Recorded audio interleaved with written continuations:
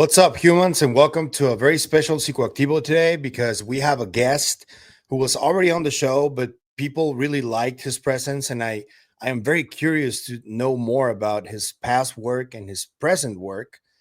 He's a former APRO investigator, and he is an MCU and Star Wars special effects specialist, which I just found out very recently, and I was really surprised by that and pleasantly surprised because I'm a total geek, as you guys know. So it's a pleasure for me to introduce to you guys Mr. Allan Lavigne. Welcome, Allan. How you doing? I'm doing great, Pavel. How you doing? I'm doing fantastic. So that really took me by surprise, man. And I do want to ask you about that first because Sure. you showed me some really cool images. How did you start doing that work in special effects, and what type of work do you do? Well, I started literally years ago when I was fresh out of high school. I did an internship at the local ABC affiliate, K-Gun TV. I was working on a production they did. It was a horror show, kind of like Elvira, if you're familiar with that, but it was called Dr. Scar. And Jack Jacobson, who was the executive producer there at the station, played Dr. Scar. And I can share a photo of him to you later in his makeup.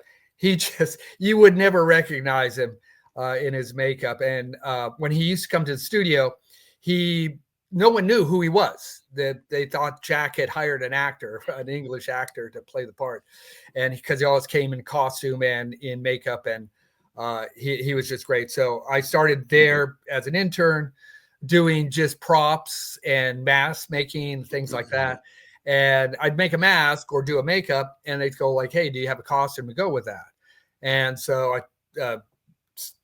said no, but I'll do one. I'll try. And I started doing costumes along with the props and the makeup and stuff. And then I worked at another studio, KZAZ, Channel 11, on a similar program, Dr. Igor.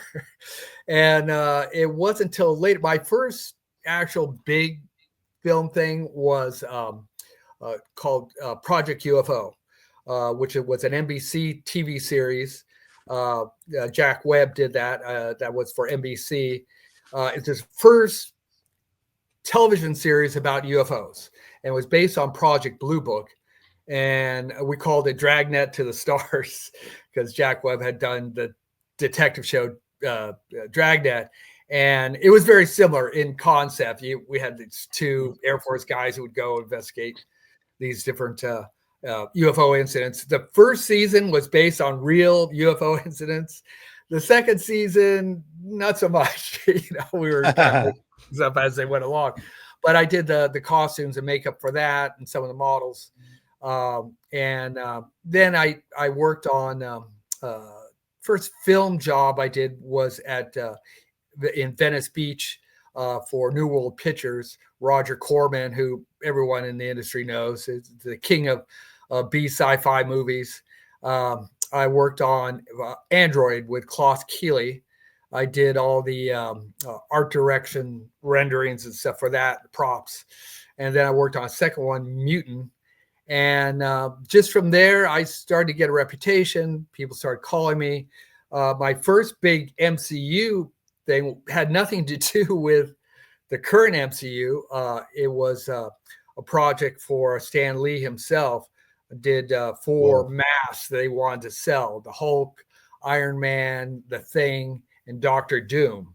And later on, he contacted me. He says, "Hey, we want to do a Hulk. Can you do a Hulk costume? Like if I got you a wrestler like as big as a house, could you make a costume for him?" I go like, I don't think that would come out.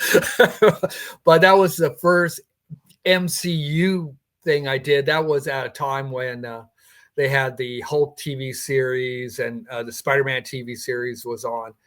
But it wasn't until later with Sony Pictures that I was tasked to do the first official MCU Sony Picture connection.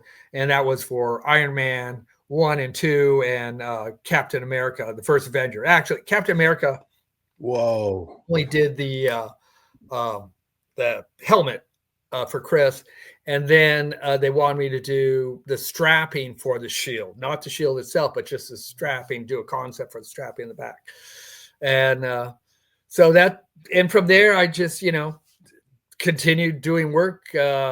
When they sold out to Disney, I wasn't sure if we continued to do stuff, but we did. And I went out. They sent me out to Japan, to Tokyo for the premiere of Endgame when that came up, and I brought all the costumes that we did for Endgame out there to exhibit. That was a lot of fun, and also done work for others, for George Lucas. I spent some time out there on the ranch, helping them with their museum their travel. And I did a cast of the only surviving stormtrooper costumes for Harrison Ford. We also had Mark Hamill's, but both of them were tiny. I mean, Harrison Ford was over 6 feet, but I don't think he must have not weighed more than 165 pounds because the armor was really small. There was no way I could have got into the calves or the. Can you see the screen right now? Yeah. These are... That's my exhibit down at the San Diego Comic-Con Museum in Balboa Park, and which is a wonderful museum. Actually, I've been there. Yeah, I have a picture there on Captain Kirk's chair. I have a picture there. Yeah, I'm familiar with that. Well, we were there at that time. I've been there now for 3 years at that museum, and we're going to do a new one. We're going to be changing this out, and I'm going to be doing an exhibit on all these pulp heroes, like the Shadow, Doc Savage, the Phantom, Lone Ranger, Zorro, Flash Gordon, and but we're still in the works of doing that. Yeah, that's at Lucas. Yeah, that's in the archives at Lucas. I was the first independent artist to be allowed in there. They have very strict rules. They allowed me to work right in there with the original props. It was very strict. I would say that the MCU people are even more secretive than the UFO people in many cases. Yeah, they really, they've learned to show some of the magic, but back in the day, we never told anything, everything, because you didn't want to lose that illusion. We were afraid that, hey, if people saw how the trickery, basically how these things are made, they would not like it. But we found that no, they're very interested in it, and but I was very happy to be in that in the archive there, because I mean it's George's toy box basically. Yeah. And every prop, I mean, going through there, he had all the background rear view projection screens from the original Star Wars.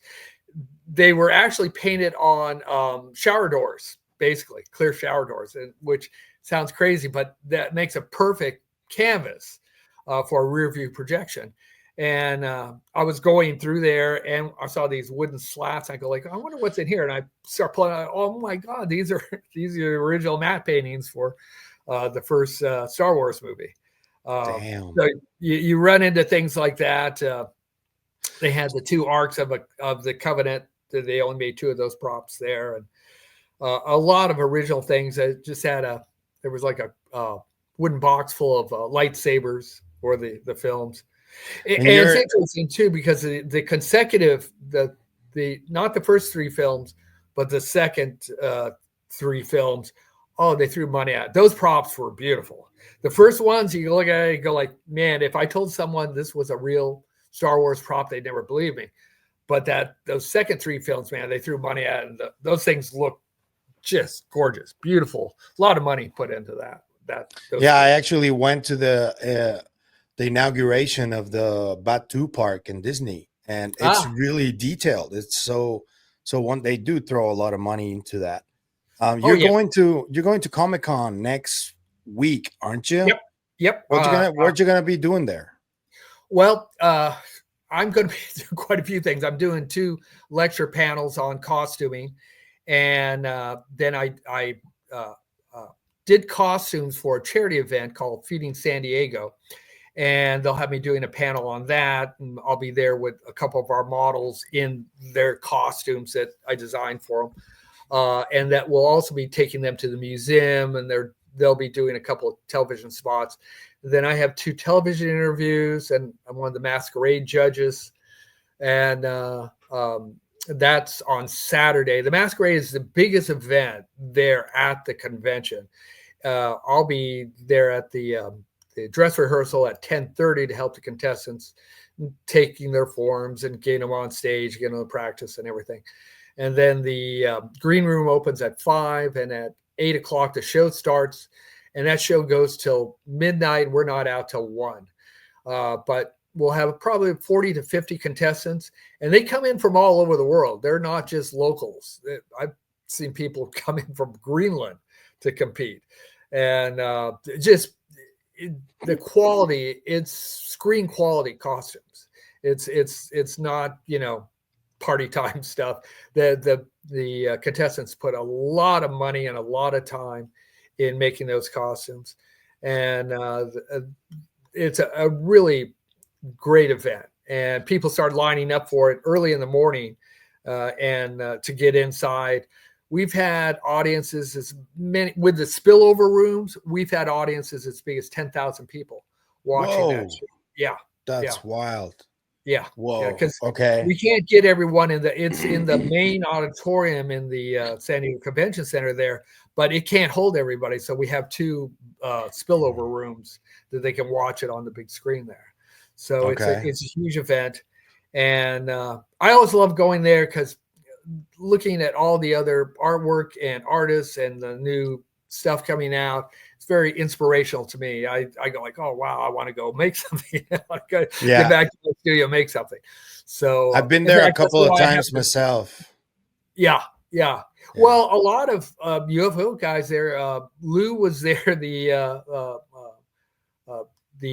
I think it was last year or the year before, and Christian Harloff, who good friend of yours, he's been there a couple of times, I believe.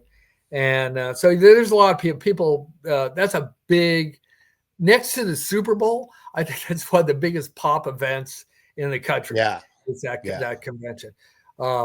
So in fact, like I said, the reason I'm wearing the beard now is I participate. I'll be wearing different costumes each day. And the first day I'll be wearing Steve Reeves' Hercules costume. So I'm growing the beard for that. And then I'll shave it off, and I'll be wearing some other costumes. I'll be doing the Rocketeer, and I've got a Superman costume I'll be wearing, and Doc Savage, and Doctor Strange. I'm going to be wearing that as one of the masquerade judges. I'll be wearing that one. So make sure you send pictures. Oh, I will. I'll send you plenty of pictures. So. All right. I have a question about that before we move on to the next thing. Sure. Why hasn't there been like a huge collaboration between the people at Comic-Con and the whole UFO entertainment sphere? I haven't seen one, or has there been? I'm trying to get the museum to do something, because as a lot of your audience will know, I was Richard Dolan's illustrator for his 3 UFO books, and did over 200 illustrations for that compilation. And I was speaking to the museum curator, and I said, hey, I could possibly get Richard to come do a book signing. We could do an exhibit with the art and stuff, and they're mulling it over. It's but yeah, I pressed them and pitched that, hey, look, this is part of pop culture, and don't miss the boat, because this would be a big draw if you got it in here. And if you see something like my background right now is a painting of the one of the incidents that we have in Richard's book. It was either the Nebraska or the Omaha. This event occurred over a week's time when they were filming these fluorescent green pyramids flying over the ship. And if you see these paintings in person, They're very large and they're very vivid and they're very good, if I do say so myself. And it would make a beautiful exhibition. We were going to do something at Contact in the Desert a couple of months ago, but they just contacted me too late. And we just couldn't coordinate everything, because if we're going to do it at a convention center or a hotel convention center that we're not familiar with, there's rules and regulations. Are they union? Are they not? How much space do we have? And that's all going to be planned. And they're still kind of, although Contact in the Desert has been around for a long time, they've really only gotten big over the last few years, really since the New York Times article. And so they're still expanding, and they're not really used to these big elaborate conventions that I've done. Museum exhibits. I did one at the Superman Museum in Ohio. That was a 6,000 square foot exhibit. And I did one at the Metreon of just my work, which was another 6,000 square foot exhibit. And we couldn't get everything in there. And 6,000 square feet, that's half a football field. Yeah, and I couldn't get everything in there. Yeah. And, you're bringing in a semi truck literally to bring everything in, and you have to set up so that nothing gets damaged, and on pedestals and everything. And so it's a lot of work. And so maybe next year we will have something. I'm hoping to have something at Contact in the Desert. I'm going to start speaking with them in September. Hopefully we can do something. And maybe we can do something at the museum too. Because I think that it would be a great exhibit for them. And they certainly like it, like you're sharing. It's part of pop culture today. And, love to get that out there. Wouldn't it be cool if Steven Spielberg went to Comic-Con next year right after the movie comes out? Because it's coming out at around that time, right? Yeah. Well, there's a lot of sci-fi interests. It would be a perfect time to do something. And I'm definitely going to be speaking to him about it when I'm down there. So it is just a perfect time, and they're just they're so busy. It's hard to get everybody's, got their own little things going on, trying to get exhibits in and exhibits out. And so, but I hope to pitch it, and we'd love to do that exhibit there. All right. So thank you for sharing that about your other work, but let's focus on your UFO work, because you're part of the first organization before MoveOn and New Fork existed. There was APRO. Mm-hmm. And if the people missed on the interview with Richard Dolan, could you give us just a little summary of what APRO is and how you got involved with them? Yes, the Aerial Phenomena Research Organization was formed by Jim and Coral Lorenzen. Began actually in Wisconsin, but shortly thereafter, they moved to LA, and then they enlisted at Holloman Air Force Base. Coral was the press secretary, and Jim was in signals intelligence. And they actually were running APRO, this UFO research organization, from the Holloman Air Force Base press office. And I really didn't put two and two together when I started working for them. I didn't know that was a thing, but they worked there from 1952 to 1960. And for those historians in the audience will recall, there was in 1954 that Eisenhower supposedly had his meeting with landed craft at Holloman Air Force Base. And there are people that, I don't know if they're still alive now, but if you go to Eyes on Cinema, there is a good video about that incident by people that were there to witness the Air Force One at the time landing, and knew for certain that the Eisenhower did come there in 1954. Now, I never asked Jim or Coral about that event because I didn't know about it at the time when I was working with them. I worked with them from 1974 to 1980. And I was fortunate enough to work on some of the most high-profile cases: Travis Walton, Sergeant Charles Moody, Bill Herman, Betty Andreessen. And I was the first one to formally interview Jesse Marcel. I learned just a couple of days ago that he was forwarded to us by Leonard Springfield, who worked closely with us when he was putting his book on crash retrievals together. And I interviewed Jesse in early 1979. And then we did an on-camera interview with him, the first ever for a documentary film, UFOs Are Real. We were the technical consultants for that. And I learned 2 years ago that one of the directors / producers, Brandon Chase, was actually a CIA asset. And yeah. And we had no idea. I also thought it was funny that we were the only technical advisors for the film. And there were things going on that we'll talk about here shortly. But that documentary was the first big theatrical release documentary. At the time, it was released in the summer of '79, and made a lot of waves. But I had no idea the CIA was connected with it at the time. But I moved to California in late 1979, November '79. My wife was still in Tucson. She was going to the University of Arizona at the time.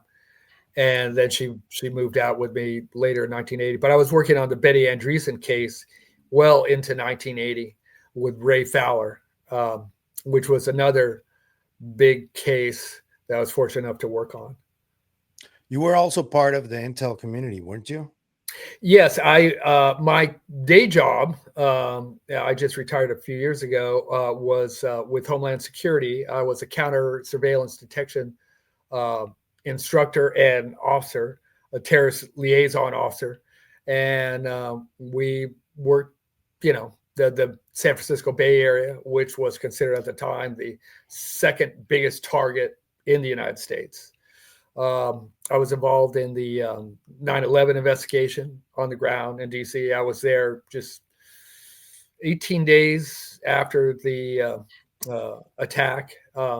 They took me directly to the Pentagon, which you could still smell the jet fuel it was still smoldering 18 days later. And worked on that investigation for 9 months. And so it was a very tumultuous time. And at that time, Homeland Security there was no Homeland Security at that time. It was just forming. I was assigned to attend Tom Ridge, who would become the first Homeland Security director. And then I returned to the Bay Area. I think it was in August or so. I don't specifically recall, and began working with the Joint Terrorist Task Force, as it was, which is a combination of FBI, local police, Highway Patrol. Everybody gets together, forming, intelligence, different tasks. But my job was to find the bad guys, to find. I was an instructor, so I could give you a class on, but it really helps with the UFO thing, because what we were doing, we were looking for people surveilling high value targets, and that's what we're doing now with the UFO stuff. They're surveilling high value targets, and we're looking for them, find them, what are they doing, where are they coming from, etc. I did that until I retired, and I'm still somewhat connected in the community. I still have friends in the FBI and Homeland Security and stuff that communicate with regularly, and quite a few people in Washington, D.C. as well, because we're all working closely together to try and get disclosure. And we came very close during the Carter administration, which is another story altogether, but we're very close now. And we're pushing to get firsthand whistleblowers. These would be engineers, scientists, project managers, and stuff at this next hearing. Not just, people who saw something in the sky, but people who actually worked on it.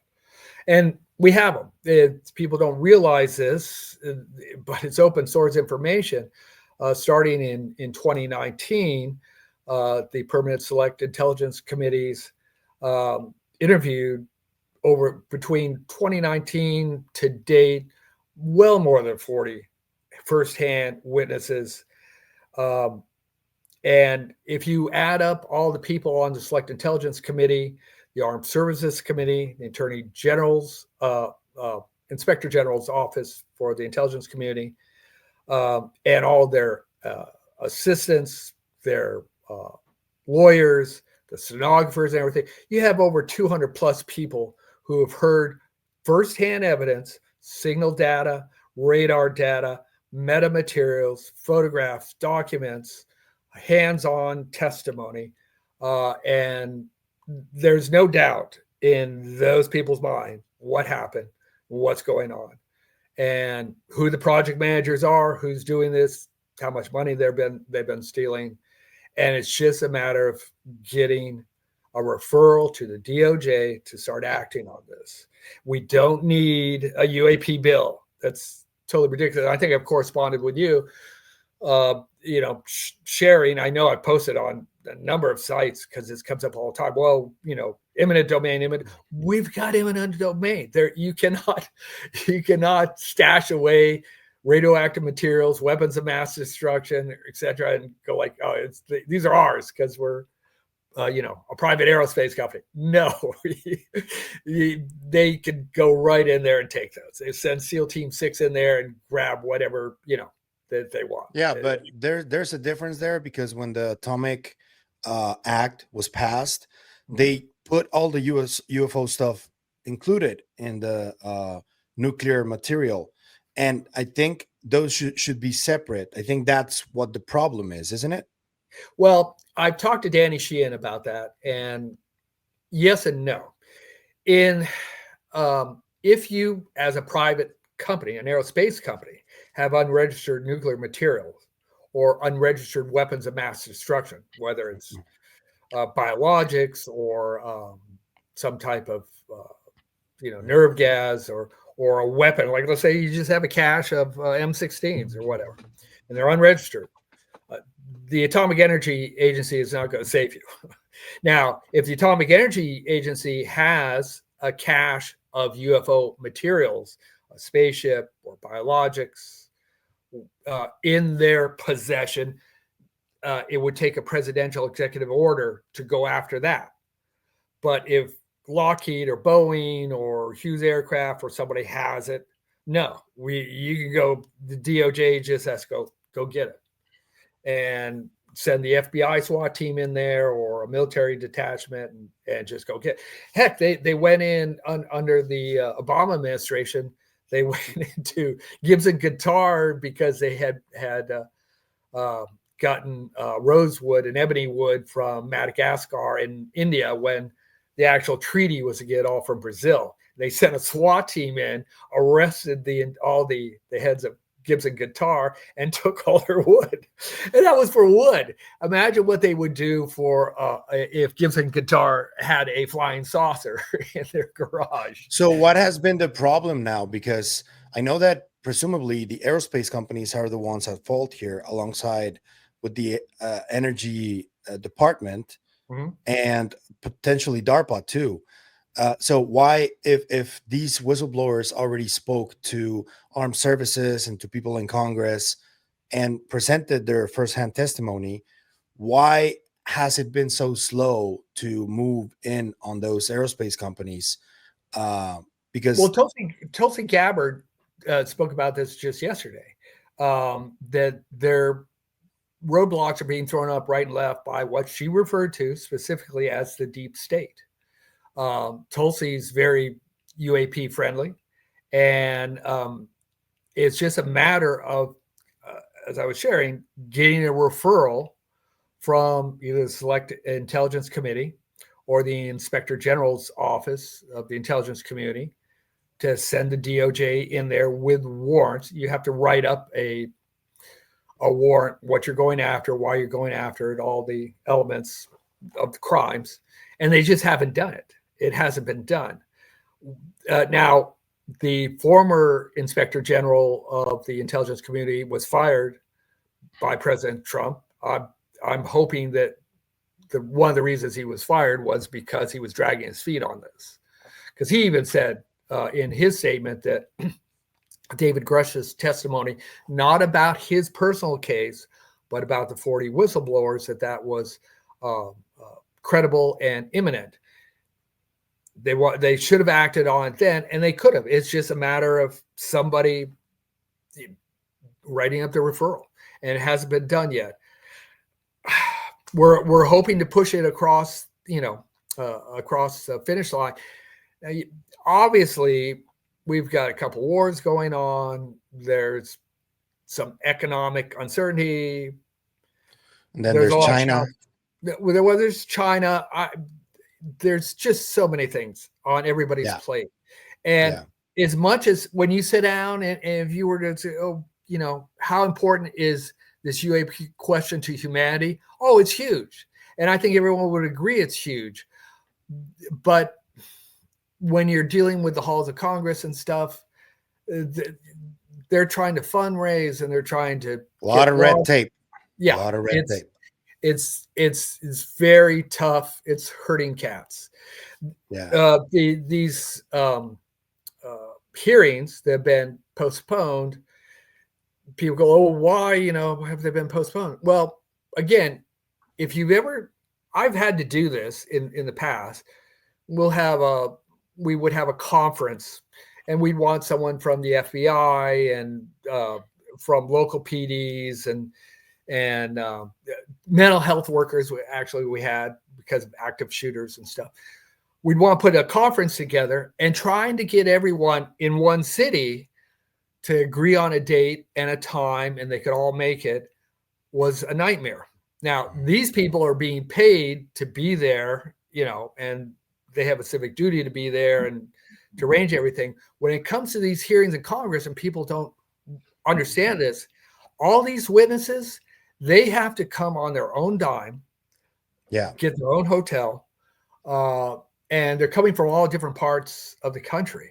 So to say, okay, we're going to have, how many days open do we have that we can get a room for this hearing, and we can get the audio people there, and we get the television people there, and set all this up and get all these people from all these different parts, and they've got to pay for it themselves. Oh my God. The logistics alone. It's a real challenge, because it's not like those rooms are ever empty there in Congress. Yeah. Everybody, from, they want a new law for this or a new law for that, or hearing for this or hearing for that. They're always filled. And to set a date and get everybody that you really want at the same time, it's very difficult. So with only a couple, weeks left in July, it just wasn't possible. They go on recess for August. So the best, let's lead time, get it in September, and then we've got plenty of runway to get them there and get everybody in the same room. And in the meantime, it's not like they're not going to be doing anything. Burchett wants to go to Wright-Patterson. He wants to go to Area 51. Burleson too. Yeah, there's a lot of things that are going on behind the scenes. People are meeting, a lot of dinner meetings. So, and there are a number of whistleblowers that did, like Matthew, the last hearing with you knew about Matthew before the hearing, didn't you? Because you were talking about it very matter of factly, because everybody thought that he was going to be there, and then he wasn't. Do you know what happened there? Yeah, it was Jeremy confronted Representative Macy and said, hey, we've got a surprise witness. We want to bring him in. Now, technically, all the witnesses are supposed to be listed on the congressional calendar, and you have to put this all out a week ahead of time. But let's say you're dealing with a mob hearing, and you want to bring in a protected witness from out of the witness protection program. You're not going to advertise it a week ahead of time, and he'll be in Washington, blah, blah, blah. So you want to keep it real quiet. So you are allowed to bring in surprise witnesses, but it's the whoever is holding the hearing, it's up to them whether to say yes or no. Yeah, he can speak. I think Macy was a little blindsided by it, and she just said, "No, we've No. got like 5 people, and we don't have time for this," And she just said no. She wasn't being malicious. She didn't know what Matthew had to say. Jeremy was giving her the paperwork right there at the time. Matthew was right outside in the hallway, and I think he's a strong witness, but there's better witnesses. Do you know or can tell us anything about at least one that you've heard about, details of what they probably could come forward and talk about, or anything you could share that is not sensitive?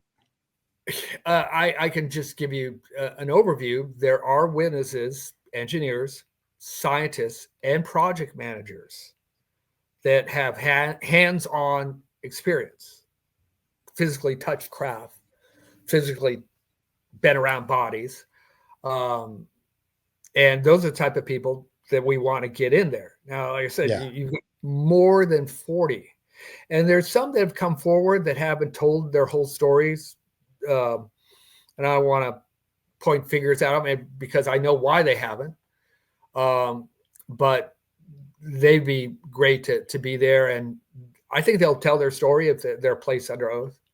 And then someone who has actually outed themselves, like Dr. Lukatsky, he says he breached a ship and went in it. And, he's like shrugging his shoulders like, no, I don't want to volunteer to testify. But if he's subpoenaed, he'll have to testify. And I think he would. I don't think he's an enemy. I think he just feels like, what's the point at this point?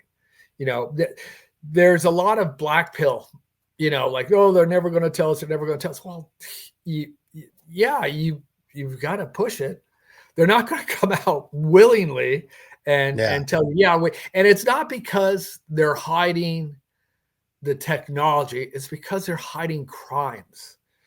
You're talking about at the least billions of dollars that has been stolen. Stolen. It's people who have died mysteriously too. A lot of them over decades. There's a few that come to mind recently. McCandish, who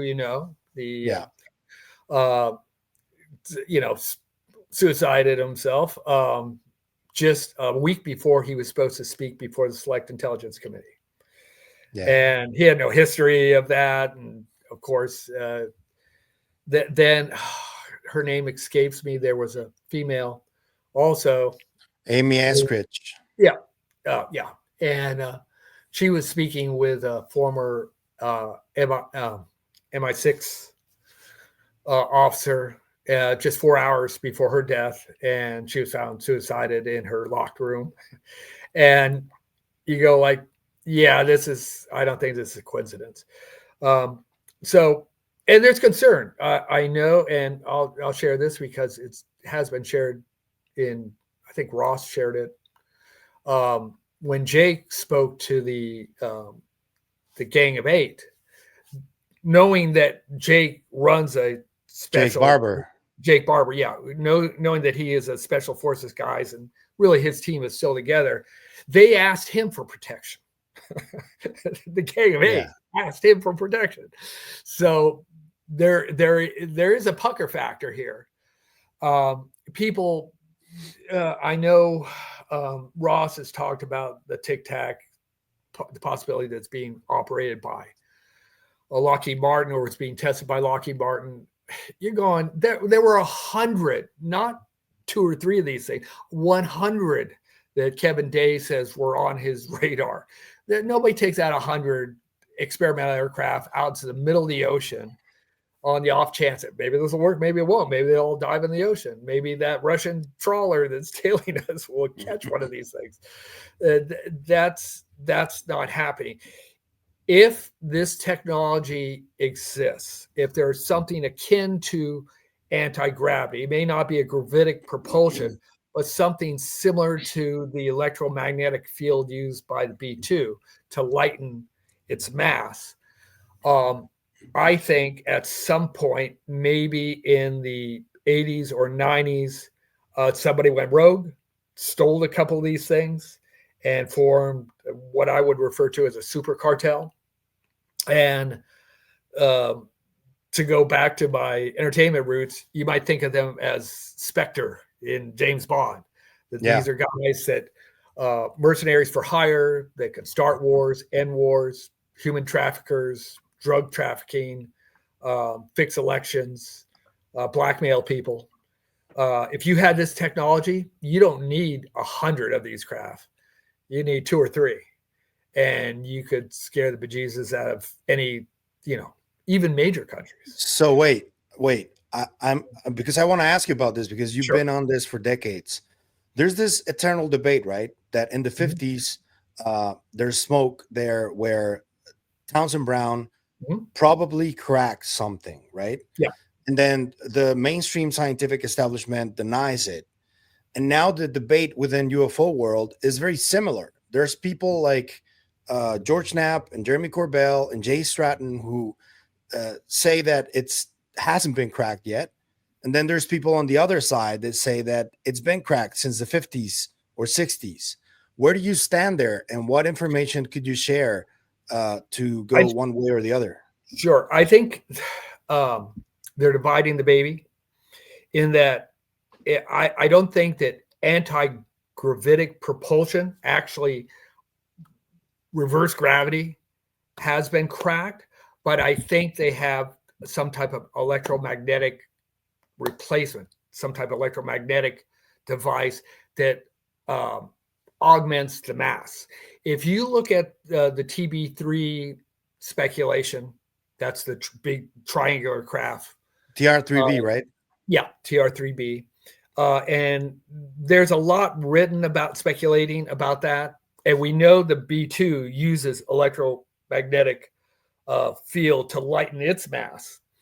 If you were able to take that and use something to amp that up, and really, let's say you take a craft like the TRB3 and you reduce its mass by 75%, and then you use some type of conventional propulsion inside the ship. Think of like air hockey. Okay, you got the little air puck, the air raises it, and then the kinetic energy from you smacking it causes it to zip around. Think of a craft like that. You've got this big craft, it's a quarter of its mass, it's able to raise and just accelerate at high end speeds. If you and it's very easy to find this online, number of YouTube videos on the TR3B talking about speculation about its technical expertise and plans, the patented plans that people have written for the Navy, particularly about different. I think that's what we're talking about. And so when they say, no, we haven't cracked anti-gravity, no, we haven't. But have we found a substitute in electromagnetic lift? Possibly. I do believe Michael Herrera's story, and Jake vouches for him too. So I just don't believe they have a lot of these. And I don't think that the people that are controlling them are aligned with the U.S. military. I think these are like a super cartel that, are living under the radar and kind of a, pirate-like. And you were the one who told us about these drones that you can put something in your head and control them. I did share the link that you shared with me in my last video about that. Do you think that what Ross Coulthart said on I think it was Sunday about Lockheed piloting these craft through psionics, do you think that's there's any validity to that, or what do you think about that? I don't think the Tic Tac incident had anything to do with Lockheed. I think, and Ross walked that back a little bit on Sunday. He gave some caveat because the first time he said it on Bryce's show, Need to Know, he said the Tic Tac was Lockheed technology. Then he walked back and said, no, well, they were using psionics to manipulate this. I think and I don't know who his source was or his sources, because he says more than one source. I think they were talking about the DARPA experiments, sharing that, yeah, we can do that. We can manipulate, we can fly craft with just using brainwaves. The little drone uses EEG waves to manipulate it. And DARPA has been working on that since the 90s. And they have two ways of doing it. Everyone thinks Elon's chip is the first time they've done a brain interface chip, but no, DARPA did it way back in the 90s.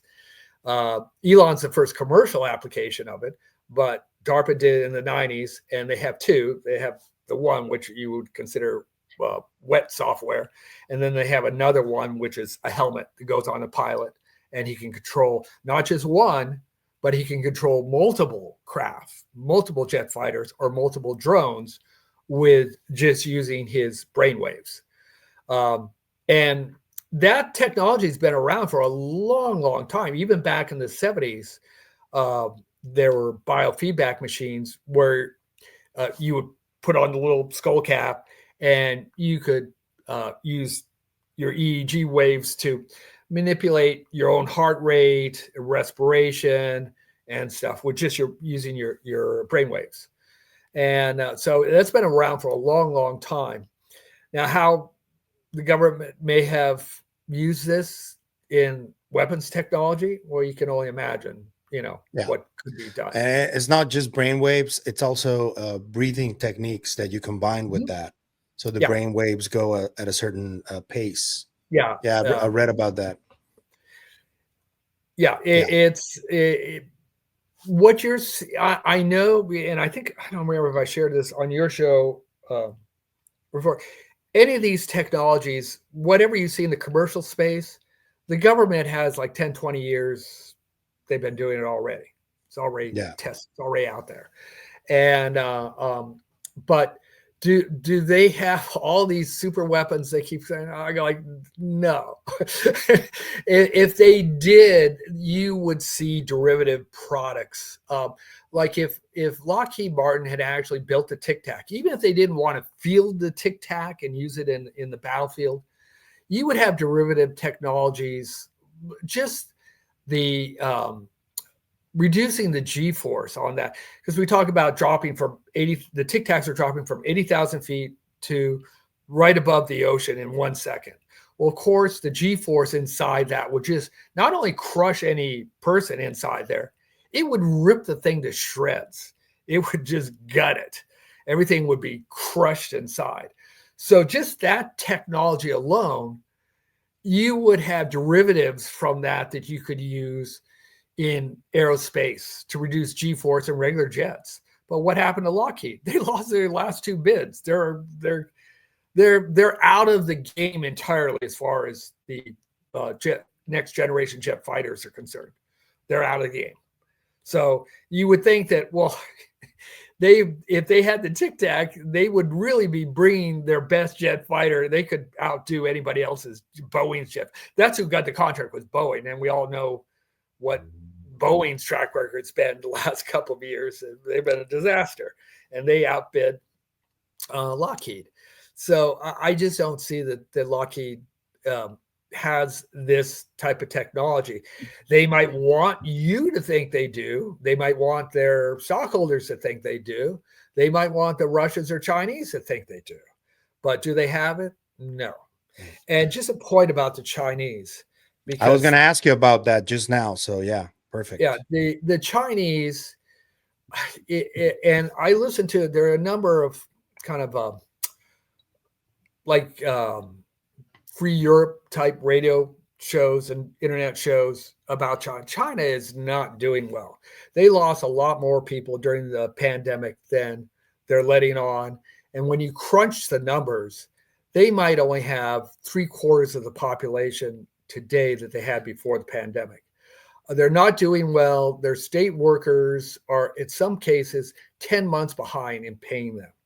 They have no nuclear aircraft carriers whatsoever. And they only have 3 aircraft carriers, and the largest one could sit on the deck of ours. We have more airplanes on our 12 nuclear carriers than they have in their entire Air Force. If they were fielding some type of anti-gravitic propulsion craft to fly over backyards in New Jersey, it would be such a waste of time and money. Why in the world would you do that? Nobody even cares. And to be honest, being in Homeland Security, one of our biggest concerns was another surprise attack like we had in 9/11. And I'm not going to share what defenses we have against such surprise attacks, but I guarantee you there is nothing that gets by into our airspace. Nothing. We're covered from as far out. We can detect a golf ball size, piece of space debris beyond the moon. With the ocean is covered with sensors. What was that Ocean Gate that exploded? They knew that day that ship had imploded, and they go, well, if we tell everybody we know, they'll know we're monitoring everything in the ocean. Nothing's going to get by NOAA, and they have their own kind of NRO type observation as well for submarines and underwater. Can I give you a little pushback there? Sure. Because, yeah, I mean, I do agree with you in terms of the population of China that is rapidly declining. The same thing is happening in Japan. In some places in the U.S., it's happening as well. Oh, yeah. But in terms of technologically, I do see China that has been very advanced over the last 20 years. And the fact that they're declining their population does not necessarily mean that they're not advancing technologically. Wouldn't you agree on that?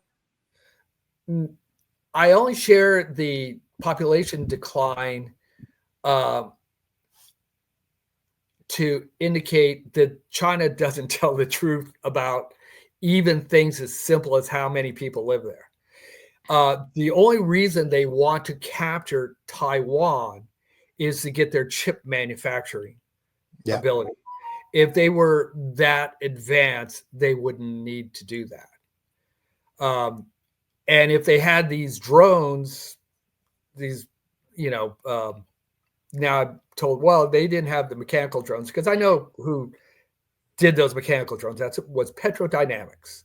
And I think I shared a video with you about that craft. That's a craft that can turn from a quadcopter to a fixed wing plane. You didn't share that. I'll very appreciative if you would. Yeah, I'll share it with the video. Audience. Back in 2019, the Navy, they were testing them in Colorado, and that was when the Colorado flap. That's where Petrodynamics is located.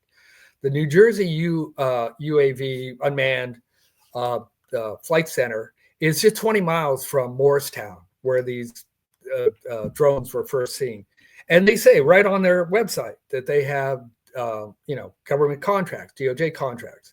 They were testing these drones that ran only from 6 to midnight. Now you got to ask yourself, why would you only, if these were NIH drones, why would they be cut off at midnight? They're not union. I mean, it's 6 to midnight because the Petrodynamics drone can only fly for 6 hours. That's why. So they were flying them from 6 to midnight. That's why they had the FAA lighting. And this thing, the FAA said they didn't know anything about it, but the president said they did. Of course, the FAA is not going to tell you that they were flying experimental aircraft over urban areas when they're not supposed to, below 400 feet. They're not going to say that, because there'll be all kinds of lawsuits and people want to know why they did that. And so they're going to say, no, I don't know. And some of the lower people maybe didn't know, but that I'll send you all the information on that, and you can link it to the thing, and I'll send you a video of this drone. And when you see it, you go like, oh God, I understand. I can exactly see it, because when the wings are folded and all those lights are together, in a distance, it looks like a glowing orb. And then it opens up, and you got these long wings with propellers on them, and you go, oh my God, it changed into an airplane. Yeah, because that's what it does. It's a ship to shore drone. The largest one, they had three of them that they 300 in all, but there's three different forms. The largest one can carry a 500-pound payload, and the reason they had to keep putting them out every night is because they're AI controlled, and they had to work up the algorithm training program. And so what were they doing? They were setting them to sensitive military sites. This is what they're supposed to be doing. This is what they were training them to do night after night after night. And because think of it, if you're doing military strategy, you're not going to send dozens and dozens of obvious lit up drones over a sensitive installation. Yeah. You're going to give yourself away. See, this is where my counter surveillance detection thing comes in. We never found a terrorist.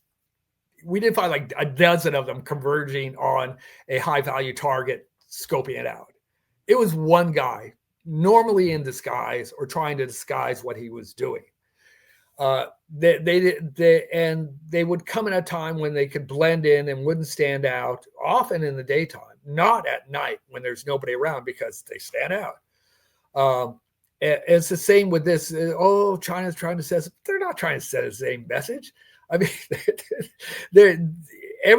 anything they want to know, they can know from their satellites. And here's another part from a technical standpoint, show how far behind they are. We have over 8,000 satellites in orbit. They have less than 200. That's where their space program is. They just don't have the money or technology to do the things that the online community is speculating. Now, our Pentagon definitely go, oh yeah, no, they're a huge threat. Send us money. They pass the hat around every time they say, oh yeah, China, yeah, they're ready. They're going to pounce right on Taiwan. It's coming tomorrow. What about the Langley incident? Because I think those are separate, right? Yeah, and Ross had a guest on his show that filmed the entire incident, and they are definitely drones. FAA lighting on. I don't know if they were the petrodynamic drones, but my guess is they probably were. That was more testing, because again, they were coming off the ocean into the base, and then you can see that they come, they taxi in, and then they go up and taxi out. Then another one comes in, taxis in, comes out, goes back, and they just were going in succession like this. And he's got a great. The guy that took it lived in some apartments across from there. Took great video of it. And why do you think that NORAD general insinuated that they didn't know what they were? Is because of those lawsuits that you say that could happen? That's why they have to get plausible deniability, maybe? You don't want to tip you don't want to tip your hand how much you can see and what you can what you know. For instance, people are always, during the height of the war on terror, but this remains in place today.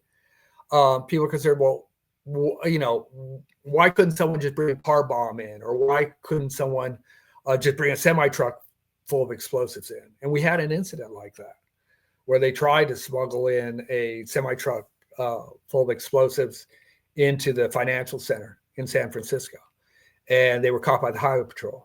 I'm not going to tell you how they caught them, but they caught them.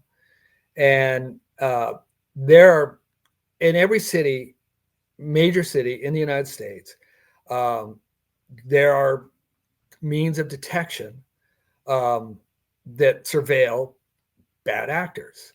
And it goes double and triple for people coming into the country. But they're not going to tell them, hey, we've got this, we got this, we got this, we got this. Oh, you don't have that? Oh, that's the way we're going to get in.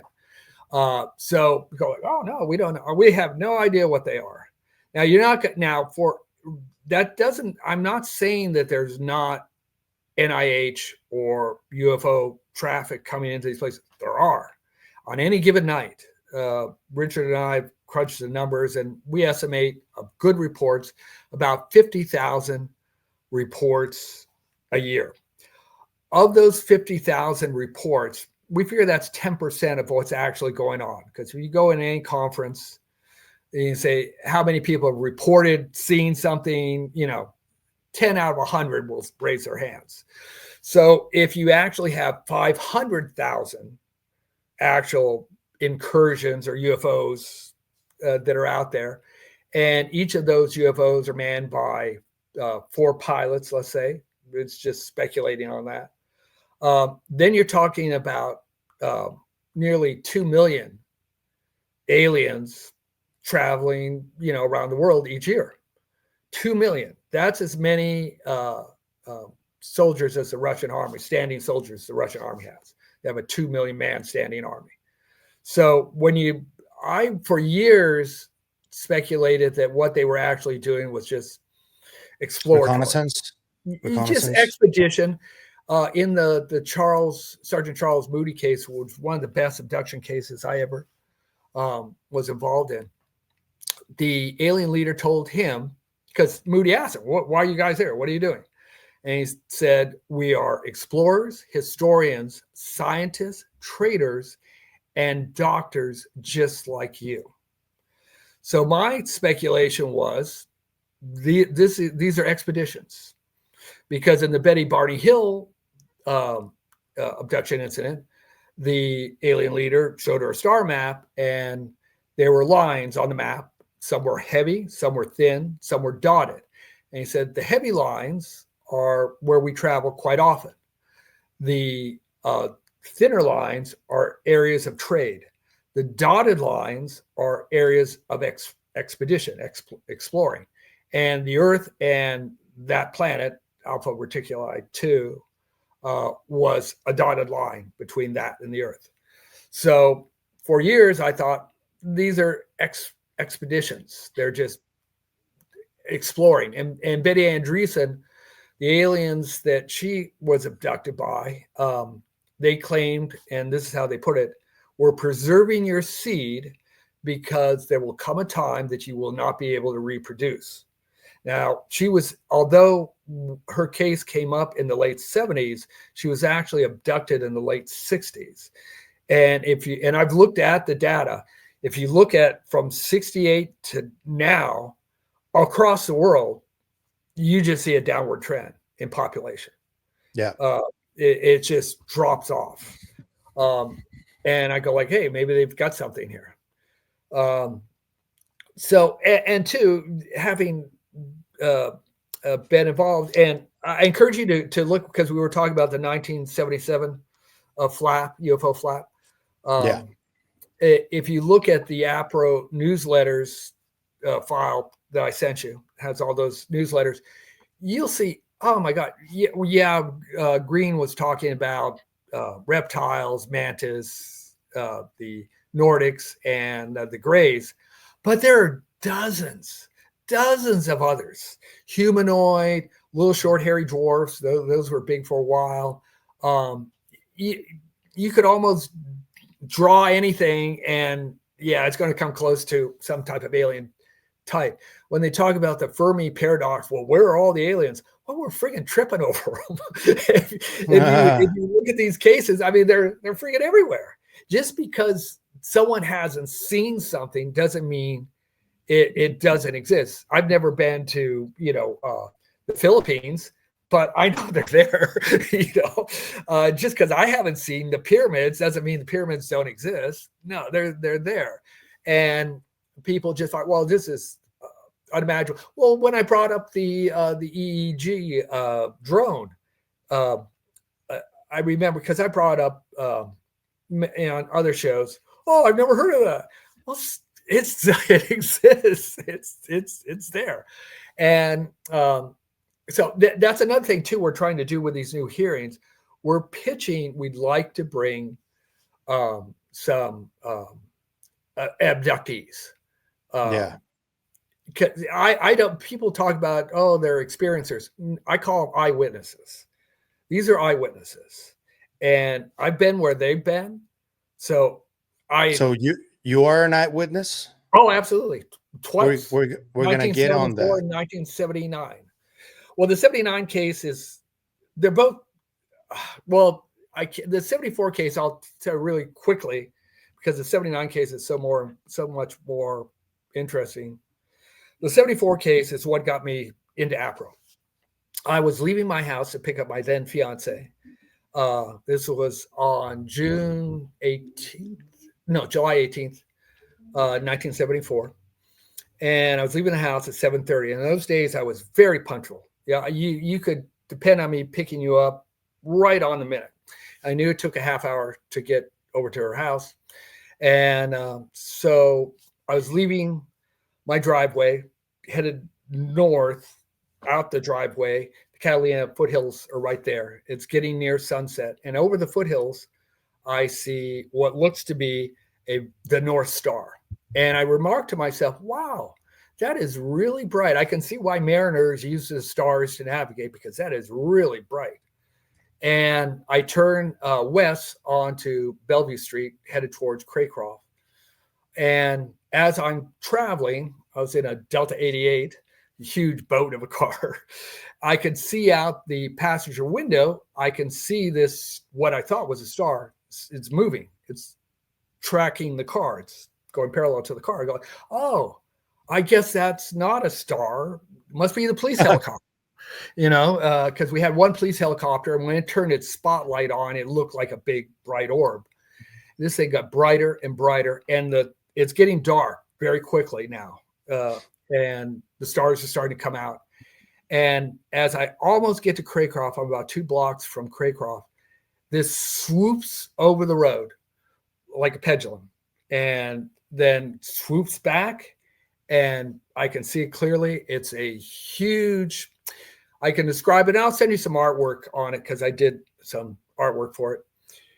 It looked like a giant magnifying glass with a ring of lavender blue light rotating counterclockwise around it. And as so many people say, it was close enough I could throw a baseball at it and hit it. And I took it to a crawl and then stopped, put it in park. And I'm just standing there looking out the window at this thing. I go, what the heck? And I look in my back rear view mirror to look back to see if any cars are coming, because somebody's else has got to see this thing. And I get out of the car, which looking back was probably a foolish thing to do, but I get out of the car. I'm looking at this thing. It's just rotating up in the sky. And the stars in the center were magnified as opposed to the stars on the outside of it. And looking back, I think I was looking through what's called a gravitational lensing effect from a gravitational field around an actual ship. And the plasma is in a nitrogen oxygen atmosphere. You have this lavender blue plasma will erupt. I didn't know that at the time, but that's what I learned later. So I'm looking at it, and I'm thinking, I start getting that adrenaline flush, you're going like, oh my God. And I go like, maybe I'm in danger. Maybe this thing's radioactive, and I'm standing under something that's radiating me right now, and I wouldn't know it. And that's when it hit me, a voice. It sounded so clear and so crisp. It was like someone was standing next to me. We mean you no harm. You're in no danger. And it was so crisp and clear, it startled me, because I thought someone was there in the dark next to me. It was that crisp. And then I felt, and a lot of people describe this in different ways, but I knew it at the time. And even every time I share this story, I can still remember the feeling. It felt like I was injected with something. The euphoria, the sense of peace and happiness and well-being, I just like, oh man, I feel great. I felt so good. I knew it was artificial, because it was so sudden. It was so strong. And I felt, oh, I'm safe. I'm okay. There's nothing wrong. And then it just zipped off to the west, just like an old TV. When you turn it off, it would just like collapse on itself. The dot. Yeah. That's how fast it went. And so the next day, well, that night, my fiance, she would wait for me outside her mom's apartment. And I thought, oh, maybe she saw it, So I picked her up. I said, did you see it? Did you see it? And no. So, okay. Well, the next day I went to my best friend's house, and he wasn't there, but his brother Steve was there. I told him what I saw. He says, oh, you should call APRO. I go like, oh yeah, I've heard of them. They're those UFO guys. Yeah. Back then we didn't have an internet or anything. We looked it up in the phone book. And I called, and Jim picked up the phone, and I shared my report with him and asked if anybody else had seen it. And he said no. And I thought, oh, darn it, I saw this great thing and nobody else saw it. And I thought, I'm going to go look them up and see what they're all about and see what their office is like and stuff. Because I looked at the address; it wasn't far from where I lived. And I went over there the next day, and it was a little house with a white picket fence and a little mailbox at APRO. I go, oh, they're running this out of their house. It's no big deal. I found that was not the case. That was their mailing address, but they had their own office.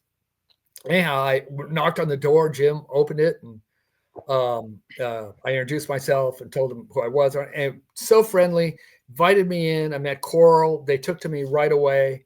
They treated me like a son. And I pitched to them because I had taken engineering in school and was already doing artwork and working at K-Gun.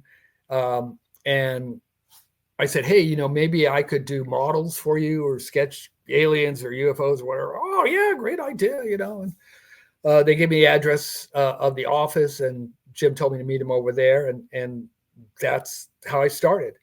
But my first assignment wasn't to make anything. It was to go do an interview. Jim says, hey, I want you to go to this house, talk to this woman. She's had an encounter and want you to, do sketches if you need to, but don't take any notes. He told me that, Rob, don't take any notes. Just remember what she told you and come back and brief me. And that was my first interview. I met Wendell Stevens, who was Jim's best friend, another colonel, intelligence officer. And I really believe that after Jim and Coral left Holloman in 1960 and came to Tucson, that they were still intelligence, that they were still working in intelligence, and that they just relocated from Holloman to Tucson, Arizona, which was the home of Davis Moss, and the B-52 SAC base, and surrounded by nuclear missiles, Gemini Titan missiles. It was a hotbed of espionage. Hughes Aircraft had its own FBI office in it. My parents worked at Hughes Aircraft.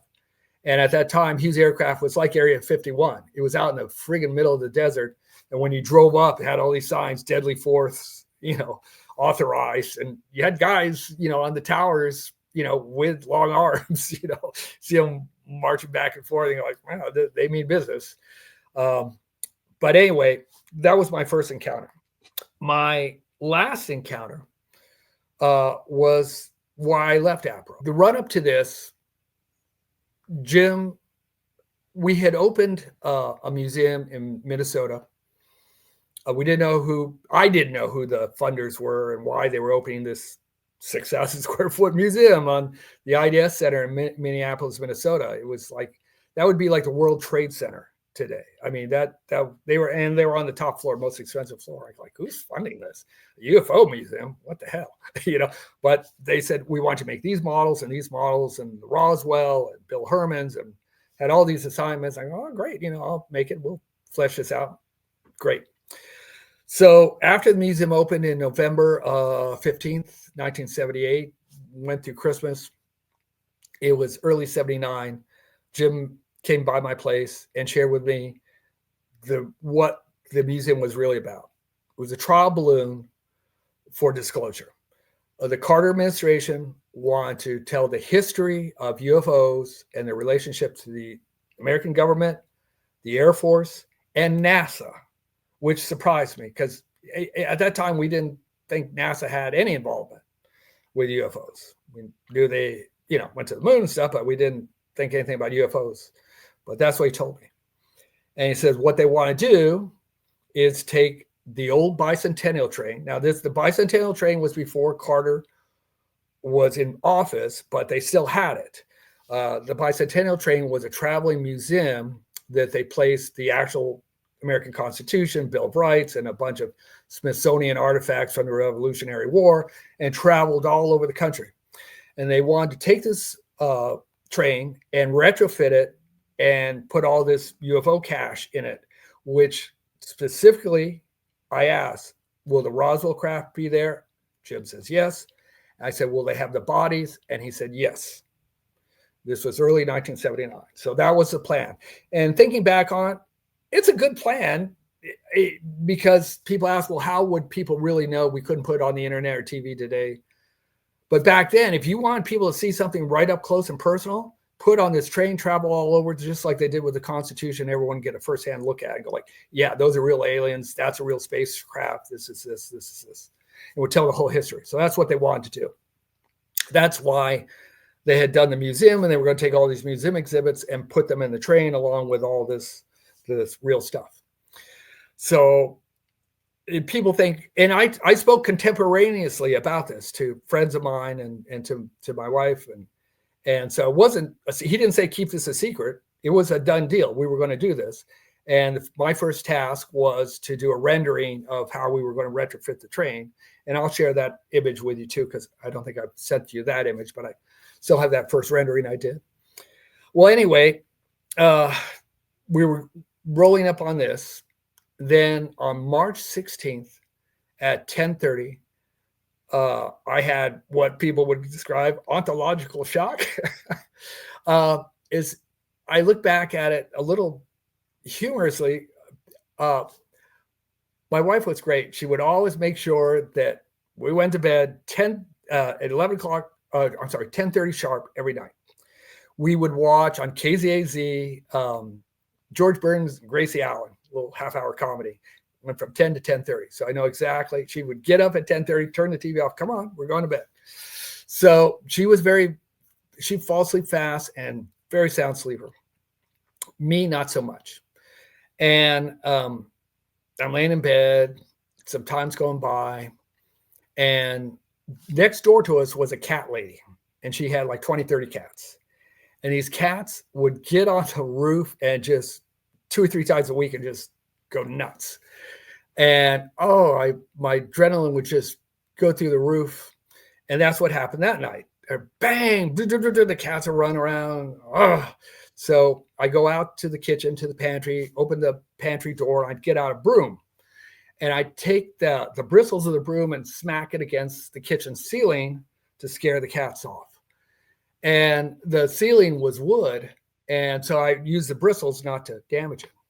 So I'm doing that and trying to get the cats to get off. And I notice I can see from the kitchen, the living room, which had 3 large picture windows, with these long golden drapes that my wife had made, and they were all lit up. And I go like, I wonder what's that, because there was a driveway and people would pull off Blackledge Road where this was. And there was a light there. And they would use that light to look at a map, or if they were lost, or they drop someone off. And I'm thinking, it must be the neighbor, her boyfriend's dropping her off and she's going to her place. And so I didn't pay much attention to it. So I'm pound on the ceiling, the cats get off, put the broom back, go back to the bedroom. Not 5 minutes later, bang, they're back on the roof again. I was even angrier. So I go out and I start pounding off the ceiling again. This time, so mad, I flip the broom around to the wooden end and start smacking that. I'm trying to pull back so I don't damage the ceiling, but it's dark. So I'm smacking that. And I notice the light is still there. And I go like, what the hell? I mean, who's still there? So I go, the cats get off the roof. I go over to the drapes and peek out looking north towards the main road, Blackledge, to see if there's a car in the driveway. And there's nothing there, but it's all lit up. And so I turn around and look down south of the driveway, and that's when I see the egg. This was in 1979, long before Jake Barber. I had never heard of an egg-shaped UFO. And the first thing that I thought when I saw this thing was about as big as a Volkswagen Bug. It's on these 4 spindly little legs. And my first thought was, how do those little legs keep that thing up, off the ground? And it was on the other side of the driveway. And the door's open, rectangle door, and there was it wasn't human. To me, it looked mechanical, android-like. And I can describe it best as it looked like Gumpy with a human head. It didn't have fingers. It had like little mitten hands, and it was motioning to me like, come out, come out. And I'm just awestruck. And it was bathed like that 1 in 74 in a blue lavender glow. It was white, but it was bathed in this blue lavender glow. And I go, somebody's got to see this. So, no one's going to believe me that this thing is in our driveway. So I run to the bedroom to wake up my wife. And I'm shaking her. Wake up, wake up. You got to come see this. You got to come see this. And she goes, well, she's such a sound sleeper. And wake up, wake up. And I pull the blankets off her and set her up. She, I'm coming out. I'm coming out. And so I run back, expecting to look through the window again and not see anything. But I look through it and it's still there. But now, across from us were these little bungalows. And when I say bungalows, they were so tiny, tiny, tiny little houses, little tiny things. And there was what we refer to as a hippie couple that lived there. And they were now outside next to this egg-shaped craft, and they weren't looking at it. They weren't looking at me. They were just like looking off in space, like they were in a trance, arms by their side, in their bedclothes. Mind if I show it? Sure. Yeah, they were just standing there like in a trance. And the creature in the egg-shaped craft was still motioning to me, like, come out, come outside. That's creepy. That's so creepy, man. Yeah. And so I look down the hallway to see if my wife is coming, and she's, I don't see her. So I run back to the bedroom, and she's falling back asleep. So I pull the covers completely off her, spin her legs out of the bed, and set her up on the edge of the bed. I said, get up. You have to come see this. This is an emergency. You have to come out here and see this. Yeah. I'm coming. I'm awake. And so she's sitting on the edge of the bed, and I run back, again, expecting I'm going to look out that window. There's not going to be anything there. But I look out, and still the same scene, still there. And I'm looking down the hallway. She's sitting on the edge of the bed, but hasn't gotten up. So I go, I'm going to go outside and see this thing up close. So I open the door, and I step onto the steps that they had AstroTurf on. I have my bare feet. And then there's nothing. The next thing I remember is feeling rust, like a rusty rung under my bare feet, and holding rusty rung on my hands. And I realize I'm on the side of a ladder on a silo. And that's what the other art pictures I show you. I look up, I can see the moon. It wasn't a full moon. It was like 8/4 of a moon. But this is what I saw. So I go like, what I felt, my heart was just racing. Where am I? Why am I here? And there's another picture of the two silos where that is. That's where I was. Now, where is that? That's 3.5 miles from my house at the University of Arizona. What? Cattle. Yeah, 3.5 miles from my house. How did that happen? You have no memory of how you got there? I have no memory how I got there. I'm hanging off the side of that silo on the ladder. And I never put it together until a few years back. That's the husbandry center. That's where they hybrid cows and do experiments on cattle, is at the University of Arizona. It's a satellite campus. And even to this day, across the roadway from these silos, it's just desert.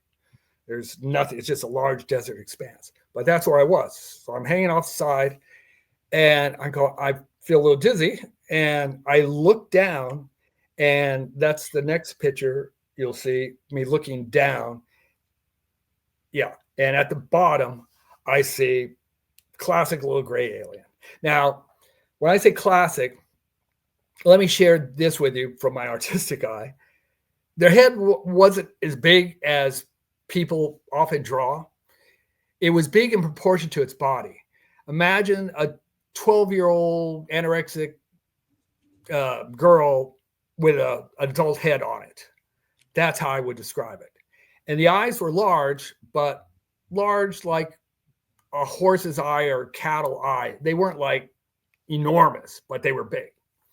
So I looked down and I go, then I remember, oh yeah, I was at front of the egg. That's where I was. And now I'm here. What's going on? And again, in my head, like in 74, I hear this thing saying to me, Allan, it's time to go now. You have to come down. And again, I feel that feeling that like euphoria, like, oh yeah, that's my friend. I promised him that I would do whatever they said. Whoever they were.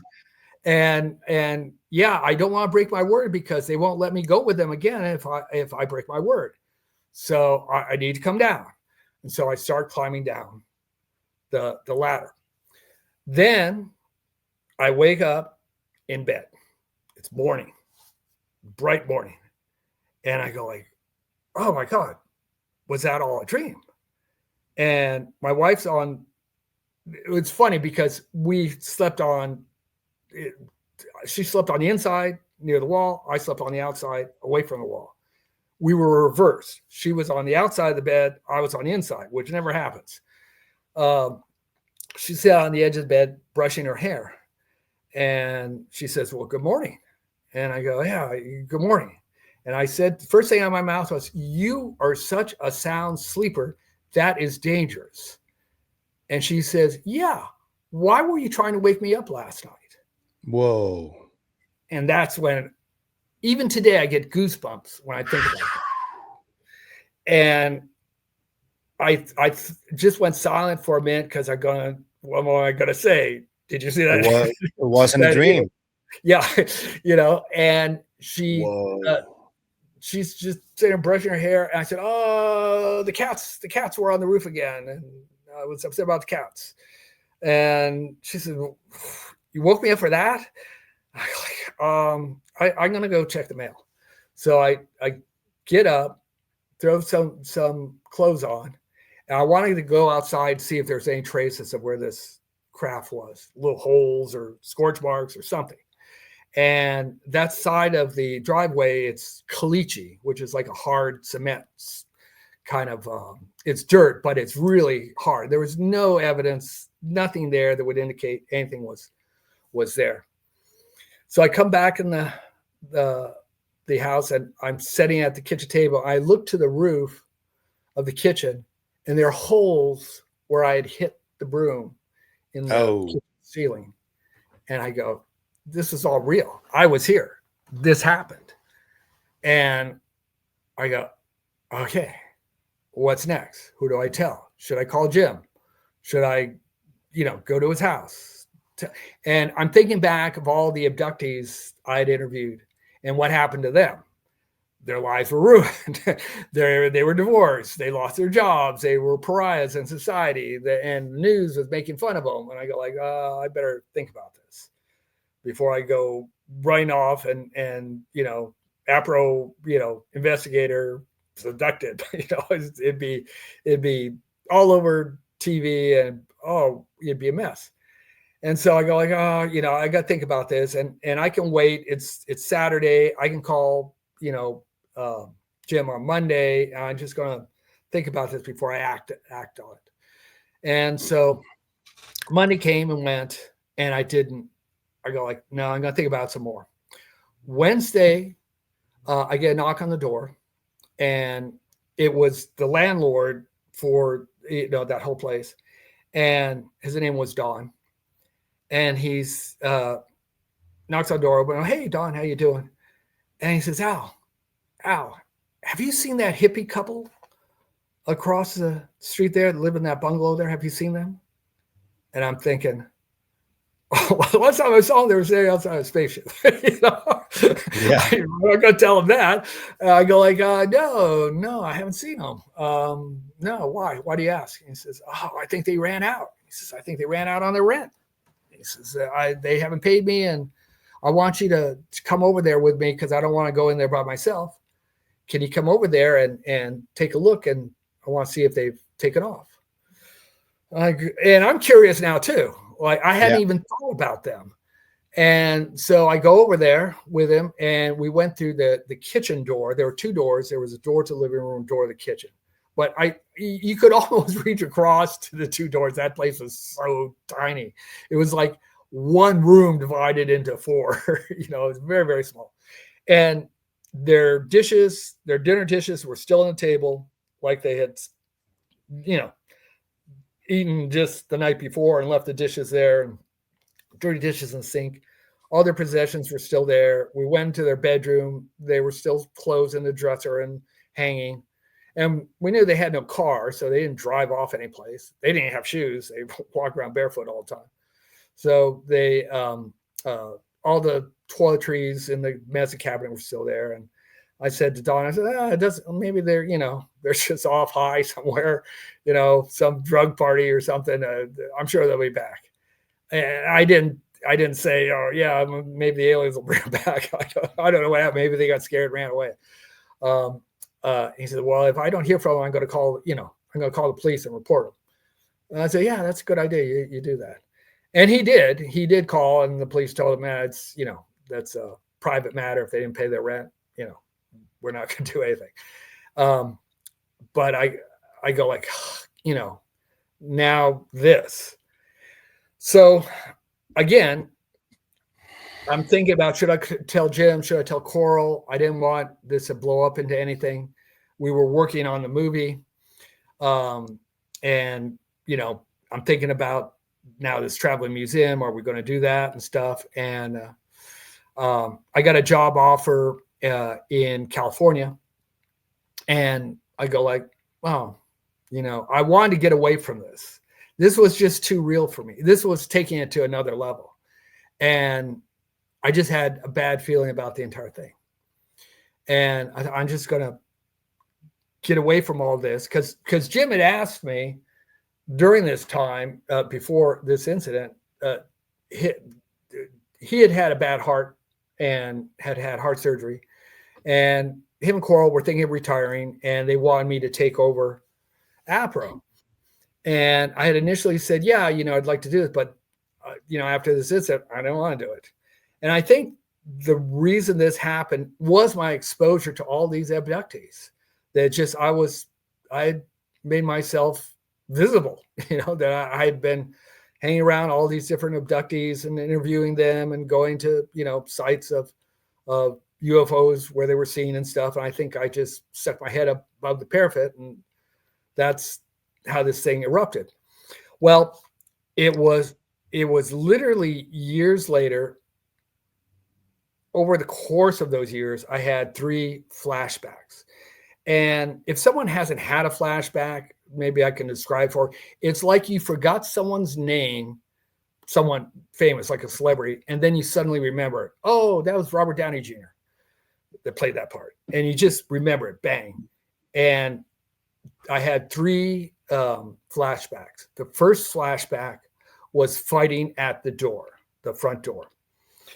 As you recall, when I stepped out there, that was the last thing I remembered. In this flashback, I remember holding the door back. The door didn't have like a knob, it had a lever that you pull, kind of like a refrigerator lever. And I remember pulling on that so hard, trying to keep that door closed, that I was afraid I was going to snap that metal lever off. And I remember it hurt my hand. I was holding it because I was trying to hold it closed, but not snap it off. And I'm shouting to my wife to get out because there was a back door. I said, get out of the house, run. And I'm trying to hold that door closed, and suddenly it's wrenched out of my hand and I fall backwards onto the carpet. That was the first flashback I had. The second flashback, a year or so later, I remember waking up on this table. I call it a table, but it wasn't a table like with legs. It was like a pedestal, like a long rectangular pedestal. It was cold, and my hands and feet and chest were all strapped down. And I can see light over me, and I can see to my right and left more of these pedestals going off into darkness. And from my left-hand side, I see another little gray alien coming along. But this wasn't the same one that I saw at the foot of the ladder.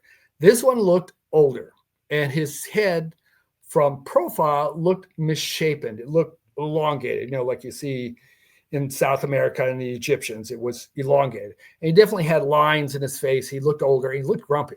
So I go, this guy doesn't look happy. And he had what looked like a tool in his hand. And he crosses at the foot of the pedestal that I'm strapped on, and he puts this tool in the end of this pedestal and walks off, to my right. And I go, I'm not going to find out what this is all about. I got to get out of here. And I start struggling against the straps. And I don't remember anything after that in that particular thing. The third and last flashback I had today was waking up, screaming in the bed, and seeing that same older alien backing out of the bedroom. And I'm shouting, they're back. They've come back. And he's backing out of the bedroom. So those are the three. So I'm putting it together. I'm going like, I must have been backed out of, once I got out of the front door, I came back in, slammed the door. They're trying to open the door. They wrenched the door open, grab me, stick me in this egg thing, take me over to the, university area. I must have got off that table and, got out of there. And I was trying to get away. And I climbed up that ladder to try and get away. And they use their Jedi mind tricks to get me to come back down. And what happened after that, I wake up in the bed. They put me back in my bed on the side where my wife normally slept. And that's it. And I go like, that was too much. It was too much for me. And I never told anybody about it until I saw an interview with Deborah Jordan. And her incident happened in 1980. And it was identical, almost. Egg-shaped craft, landed in her backyard. And what really keyed in, she thought the same thing I did. How do the spindly little legs keep that thing up? Because it's just like that. I go, my God, she saw the same thing I did. And she actually was blinded by the phosphorescence. She had welder's burn, had to go to the hospital, was blinded for 2 or 3 days. And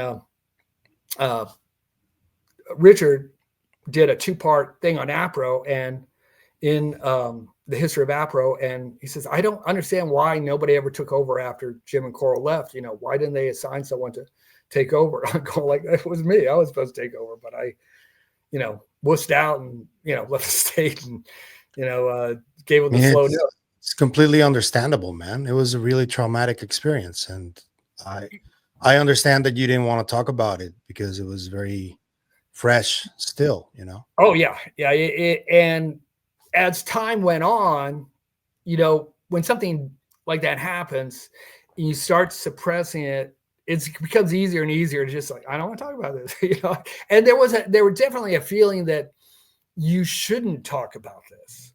Not just that I was personally didn't want to talk about it, but it felt like there was something, no, you should not talk about this. You'll know the time when you should or whatever. That's kind of the feeling I had. And when I saw that interview with Deborah, and then later with Richard, I go, yes, I need to talk about this. Because I was retired from my career and I didn't want this to come up in my, in my intelligence career. Whether or not it would have been helpful, harmful, I don't know. But I like I said, I'd seen other people, regular people, just destroy their lives. So I didn't want anything to do with it. And have I had any ill effects since then? No. People talk about this hitchhiker effect. I've seen some paranormal stuff like that, but I don't think it's anything to do with this. It was too many years later. Isn't the Lonnie Zamora case similar too? It's like an egg with little legs too. No, Jim went out there. He met Lonnie, and that was a huge case, and was one of Jim's favorite cases. And the as it was described to me at the time, was not that the craft was egg-shaped on its side, but that, and I know the letters are available. My recollection, because we had a model of the Zamora craft in the APRO office, was it was bread box shaped. Now, I don't know, a lot of people don't know what a bread box is today, but it's kind of like a travel trailer, an Airstream trailer like that, with rounded sides, but flat on the bottom. And that's what the model represented. But this was distinctive, like Fabergé egg standing straight up. When I saw Jake's egg, I go like, that's what I was going to ask you just now. I felt completely vindicated. I go, that's what I saw. It was even the same color. I know that was in a green, but that phosphorescence, that I go, that's exactly what I saw. Only it was on legs, it had these little legs that came out of it. Man, must have been a really strong experience when you saw the egg with Jake, right? Oh yeah, absolutely. It was a relief, because I had physical evidence. This is what I saw, because as I shared, I had never heard in any, but I had not heard of it. I had not heard of any UFO shaped like this, like an egg. Never, I had not heard of that. And although there is some, in fact, Richard recently did a video about egg-shaped craft, not the Tic Tac, but he did another one earlier this year about particular egg-shaped craft when Jake did his little thing for Ross. So it is there in literature. I had not known of it, and I don't recall in any of the phylums that we did for APRO of different saucer shapes and spacecraft shape, there was no eggs. But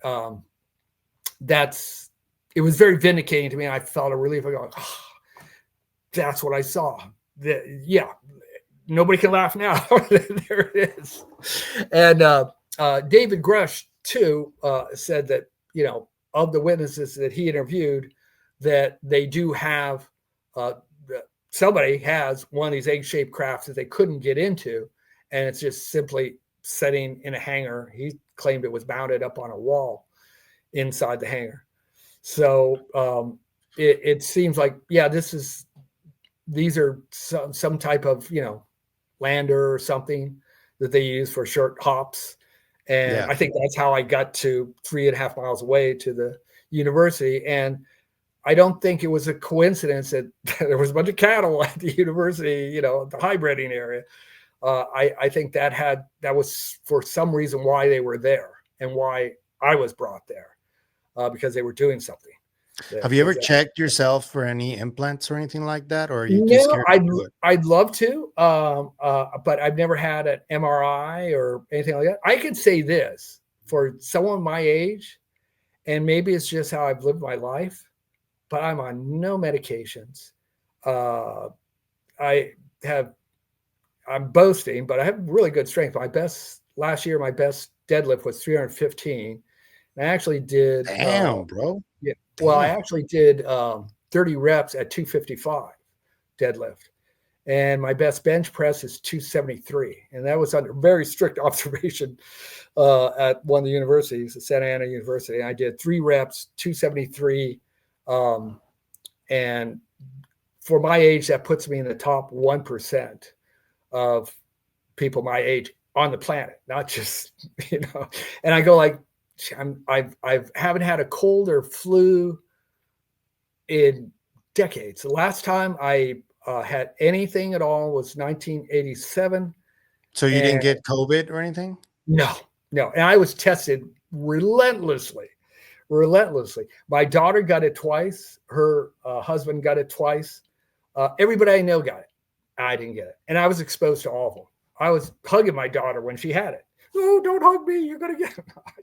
And I never wore a mask or anything like that. And anytime I had to go someplace, particularly in San Francisco, particularly government building or anything, you had to, if you didn't want to take, if you didn't have your card that you got a shot, you had to take a test.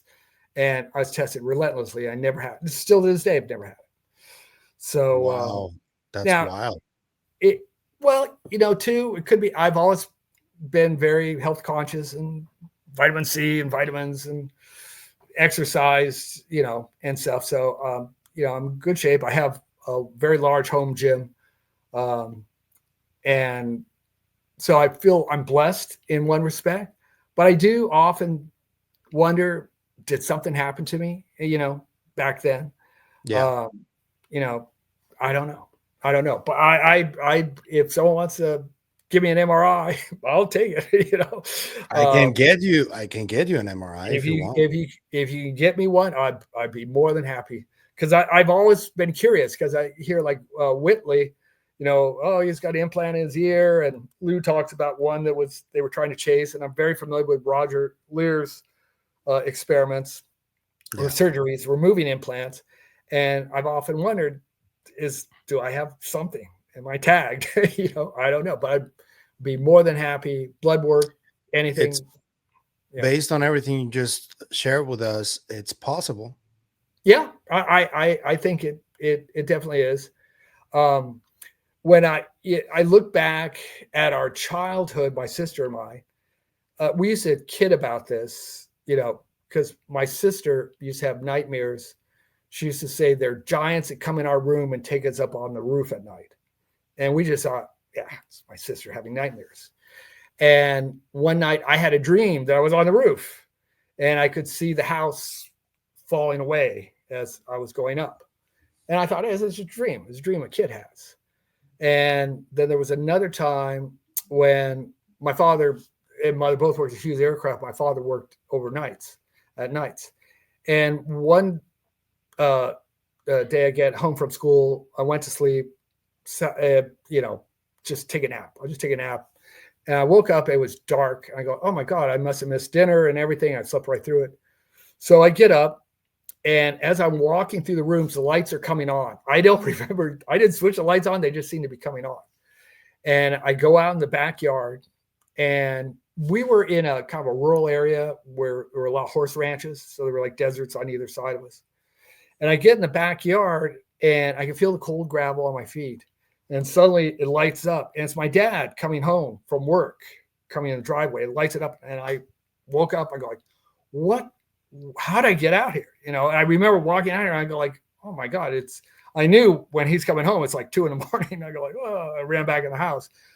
What caused that? I don't know. I never had slept walk as a child. That's the only time I can say that I ever left the room without really having all my faculties there. I think I was probably about 9 or 10 at that time. But so there's some things that when I look back at it, I go like, was there something there? Or, I've never met anybody that didn't have some type of paranormal experience, some type of prophetic dream, or seeing the future. I certainly have. Everybody does. Everybody does. Yeah.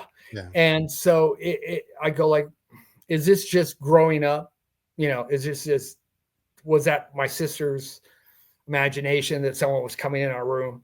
I don't know. But with what I've, these two experiences I had, like that first one in 1974, how'd they know I was coming out of my driveway at 7:30 that night? I've often thought that, was I just at the right place at the right time that I saw what I thought was a star, or were they waiting for me when I came out there? I think they have some kind of way better understanding of time and space than we do. And I think they know when something is going to happen. I don't know why, but the signs point towards that, don't they? Yeah, I believe so. If they are traveling through quantum space as opposed to what we define as outer space, time really has no meaning to them, because time is an affect of what we call material space. Yeah. So are the physics that we have in this material realm. But you get to the quantum realm, that's all gone. That doesn't. There is no time. There is no space as we know it.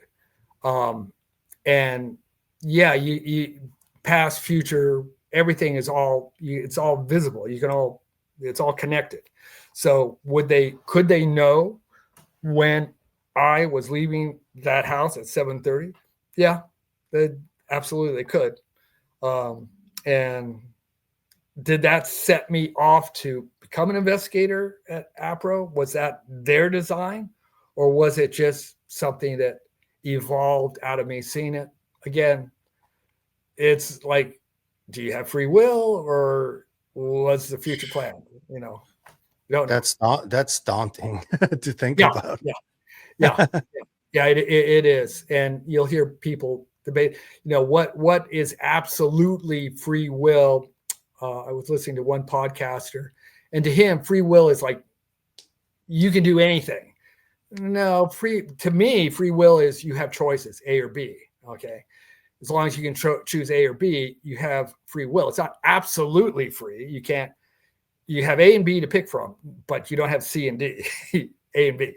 So, and that's basically how computer languages work. You have a positive and a negative, this choice or that choice.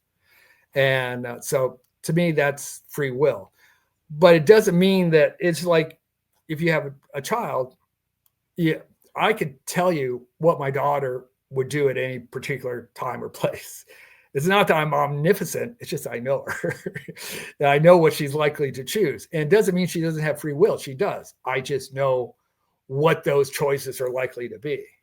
Yeah. And so maybe that's, if these things observe us for lengthy time, they might know, oh yeah, Al's always punctual. He always leaves the house 7:30 on Friday night to go pick up his fiance, and we'll be waiting for him. So, yeah. But that's my two events. Thank you so much for sharing, Allan. My pleasure. It's wonderful to have you here. I would love it if we could have another conversation, probably soon or whenever. But as things keep progressing in the UAP politics space, I will keep hitting you back and maybe have you on to discuss something when something big happens. So you do think that we are going to have hearings in September, just to close out, with firsthand witnesses, according to your information? Yes.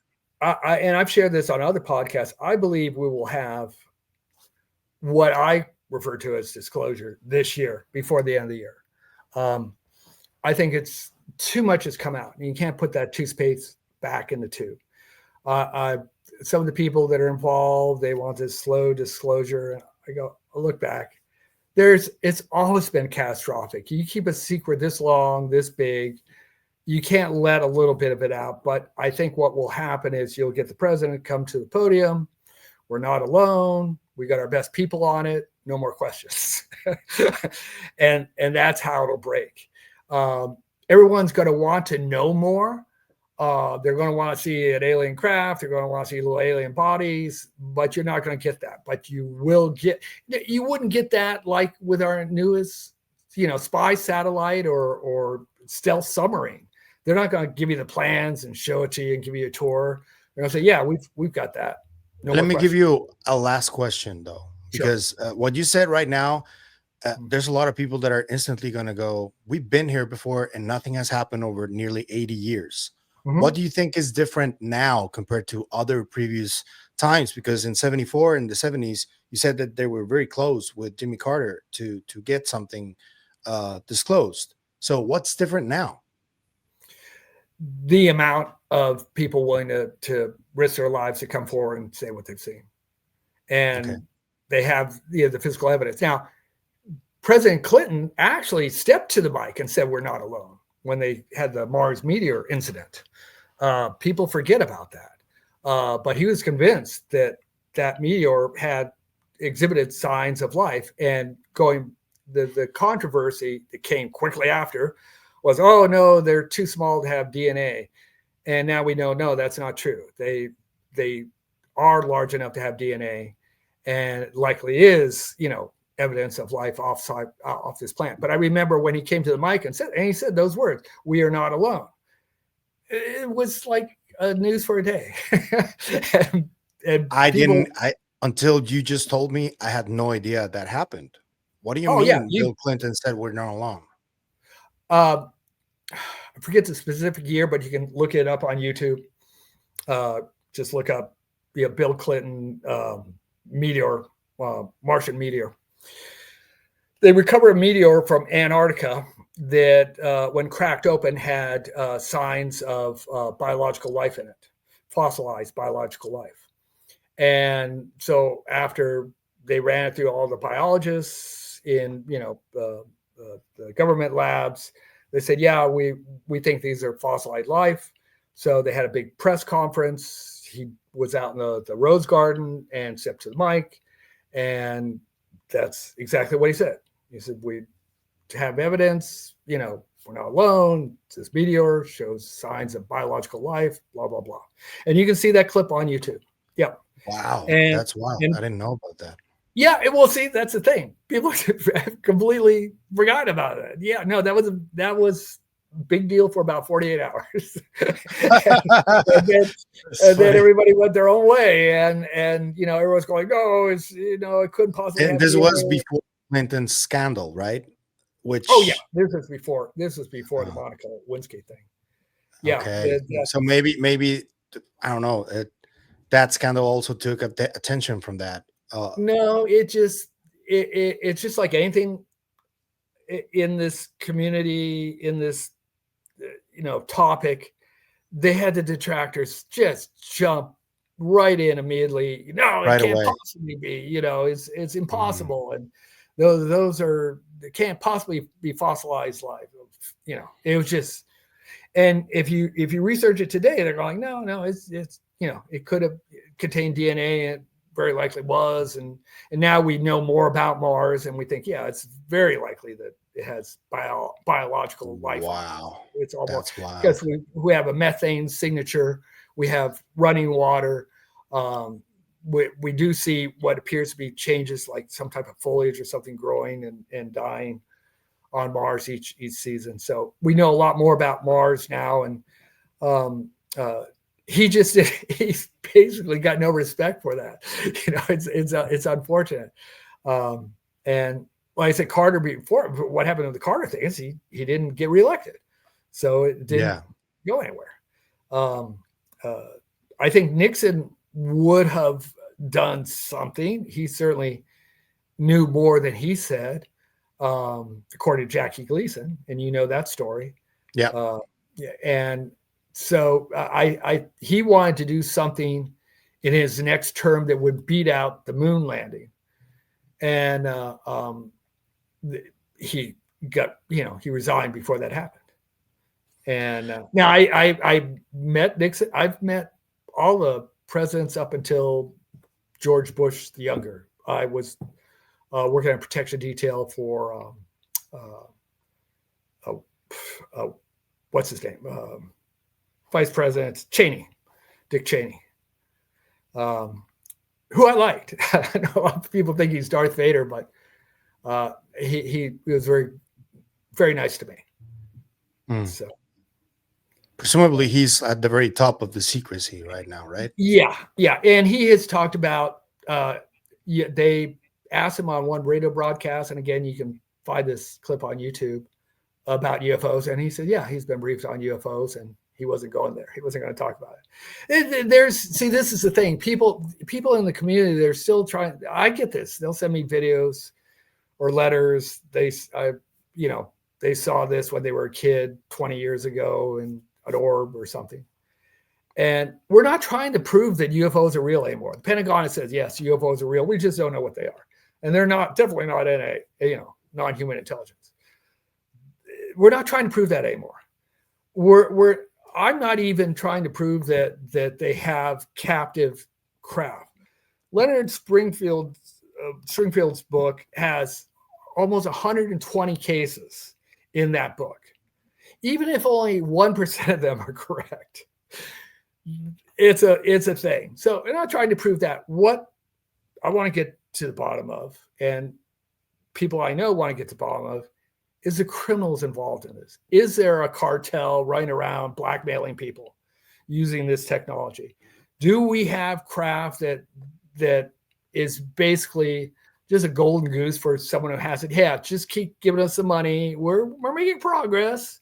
We've been working on this for 50 years, but we're getting there. Just keep giving us money. Is that going on? We want to get these crooks. We want to find out how deep the rabbit hole goes. We're not trying to prove that we have alien contact. We have alien contact. It's there. It's out there. People see it every day, every night. Credible people. And I don't dismiss the average Joe as a witness. They probably, some of them are probably better, more credible witnesses than you would find in professions. Yeah, it's a thing, and we just want to stop the criminal activity, the murders, the stealing, hoarding this technology, and for personal profit. Yeah, and because it's also affecting humanity as a whole, because we haven't advanced as we should have advanced technologically, because we've gone in an entirely different road than from the Tesla days until today. It's gone way off into climate change and all that. It's affecting the planet. Eric Weinstein just did a podcast the other day, and he was sharing the same thing. He says, physics hasn't evolved at all. It's gone backwards. And he's said point blank that when he was at the White House conferring with the Science Council, they said point blank that they are censoring certain branches of science. Yeah. And Anderson said the same thing, right? Anderson? Yeah. The bald guy. And that doesn't surprise me at all, because we do that with nuclear physics. Why wouldn't we do it with other, like anti-gravity pursuit? And like I said, it might not be anti-gravity, it might be electromagnetism. They're part of the 4 parts of, electromagnetism: strong gravitational force, weak gravitational force, and gravity itself. These 4 things are all related. So was there a breakthrough in electromagnetism in lift as opposed to straight up gravity? Possibly. And possibly somebody stole it and they're using it for rogue purposes. And we need to get to the bottom of this. And somebody's got to put their big boy pants on and come up. Let's hope that whatever you said it's going to happen this year happens. Fingers crossed. Let's keep working together, and let's keep having these conversations. I think they're very helpful. Well, it's my pleasure. You're a great guy, Pavel, and you're going to have to come down to San Diego with me next year. And I will. I'll bring my wife too. She wants to go to Comic-Con, so we'll definitely take you up on that. Of course. Thank you. Anything you want to share with the audience before we leave? Any message you want to give them about disclosure this year? Something? Patience. Today in this fast-paced world, if things aren't coming out like a fire hose, people go, there's no progress. I've talked to other podcasts. They say, it's real slow UFO week. You gotta be kidding. You're just you're not reading the material. I mean, it's anything but slow.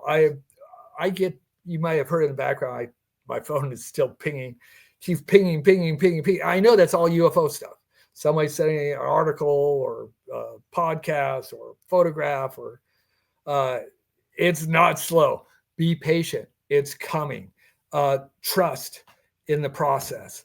It's about to break. They can't hold this secret any longer. Too many people know it, and it's going to come out. And I wouldn't call it catastrophic. Will it affect things? Yeah, it'll probably affect. This one of the fears is that it will affect the economies, and it initially probably will, but it'll sell fast, because everybody's going to go, whoa, what the hell? What do they have? I don't know. We're not getting off. Believe me, we're not getting off fossil fuel, and that's a whole other conversation. But We're not getting off that in the near future. No way. Yeah. 90% of everything around you is made of petrochemicals. So even if you took cars out of the equation, it's not going to change a thing. It's not going to change a drop because everything is made out of petrochemicals. So, yeah. Well, it's been great chatting with you, and I love your show. You're doing a great job. You know, I consider you, the Ross Coulthart of Tijuana. That's funny.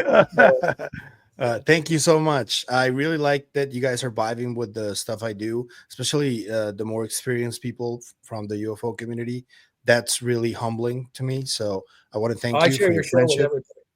I want to thank you for your friendship too. You've been a really good friend in this small amount of time that we met each other. And I can't wait to meet you in person, man. Hopefully it happens soon. Sure. I'm looking forward to it. And I'll see you in the next conversation, okay? Thanks. All right. Bye, people. Like and subscribe. Thank you, Allan. Have a good one, man.